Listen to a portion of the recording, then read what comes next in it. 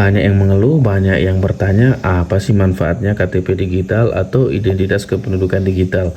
Kalau ujung-ujungnya pas dipakai daftar di bank ditolak, pas dipakai daftar apapun minta fotokopi KTP. Oke, saya akan menjelaskan rinci satu persatu manfaatnya yang luar biasa. Dan ini baru permulaan, ke depan akan lebih. Oke. Manfaat pertama, kita dapat menikmati seluruh layanan online pemerintah tanpa ribet-ribet melakukan registrasi, tanpa ribet-ribet memasukkan data ini itu, tanpa ribet-ribet harus OTP dan lain sebagainya.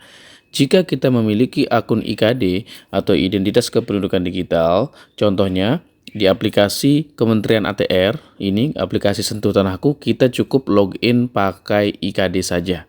Ya, tidak perlu repot-repot daftar atau registrasi. Nah, manfaat aplikasi dari Kementerian ATR ini sangat banyak ya teman-teman. Teman-teman bisa mengecek status sertifikat tanahnya di aplikasi ini. Jadi, semua kepemilikan tanah yang kita miliki akan muncul nanti di aplikasi ini. Ya, ini saya langsung klik sekarang IKD, maka dia akan langsung login. Dan semua, jika saya punya tanah misalnya di 10 tempat, maka semuanya akan tampil di sini. Dan jika tidak tampil, berarti ada masalah dalam kepemilikan tanah saya.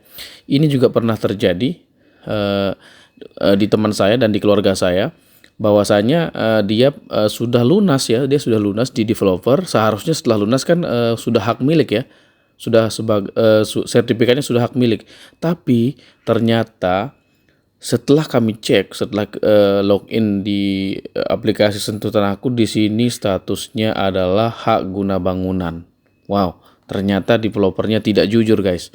Dan ini tidak hanya terjadi di satu atau dua orang, tapi banyak orang. Saya punya atasan, saya punya teman, tanahnya ada sampai sampai 3 tempat tidak terdaftar di aplikasi ini. Karena ini aplikasi kan sifatnya itu up to date dan database-nya langsung ke Kementerian ATR. Jadi ada banyak kemungkinan kalau tidak ada di dalam aplikasi ini, bisa saja sertifikatnya bodong atau bisa juga sertifikatnya mungkin belum update atau dan lain sebagainya. Kasih contoh lagi nih supaya teman-teman lebih yakin. Misalnya Satu Sehat punya Kementerian Kesehatan.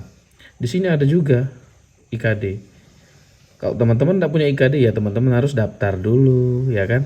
Harus ngisi-ngisi data-data lah intinya.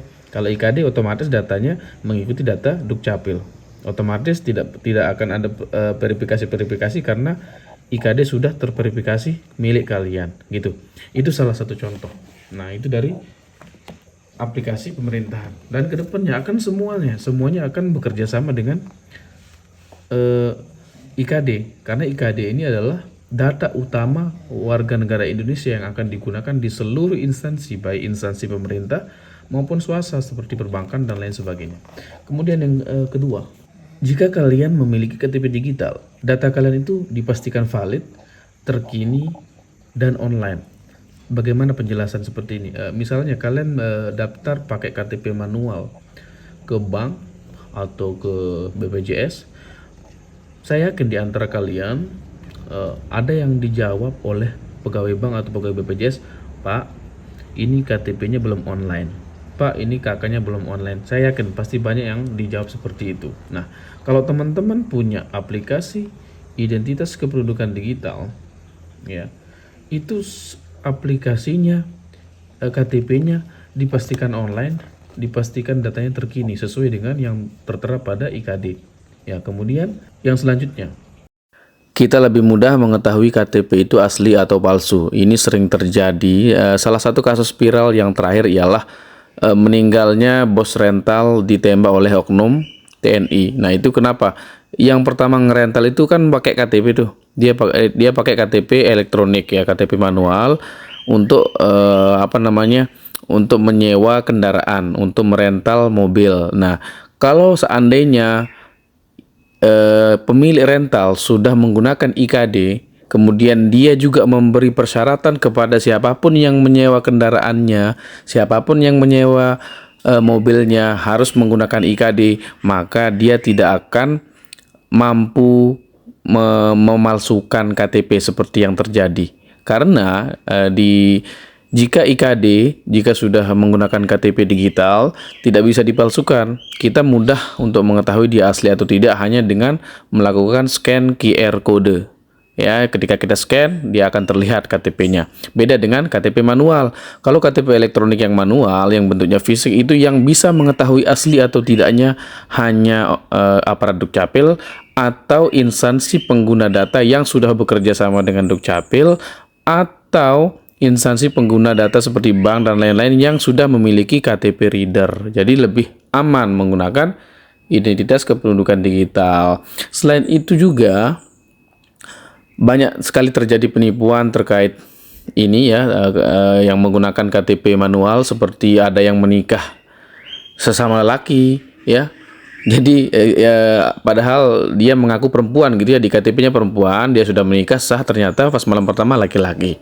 Ada juga yang polisi bodong ya, ada TNI bodong yang sampai banyak korbannya. Nah, seandainya kalau kita kenalan sama seseorang, kita mengetahui sebelum menikah atau sebelum pacaran, sebelum melakukan transaksi apapun, kita melihat KTP-nya melalui KTP digital, itu lebih aman dan lebih mudah kita mengetahui aslinya, apakah dia asli atau tidak, daripada kita hanya melihat KTP elektronik yang bentuknya fisik, karena itu sulit diketahui mana yang asli dan mana yang tidak. Karena seperti yang saya jelaskan tadi, yang bisa mengetahui asli atau tidaknya hanya aparat Dukcapil, kemudian bisa juga instansi lain yang sudah memiliki KTP reader ya, atau instansi lain yang sudah bekerja sama dengan Dukcapil.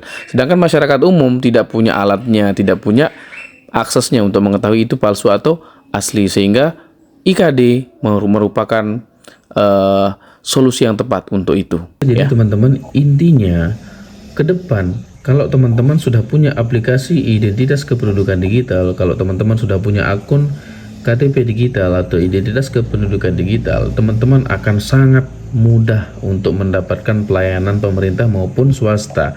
Jadi ke depannya aplikasi atau akun identitas kependudukan digital ini akan digunakan di semua tempat ya, seperti perbankan, bandara, stasiun dan lain sebagainya, akan digunakan semuanya.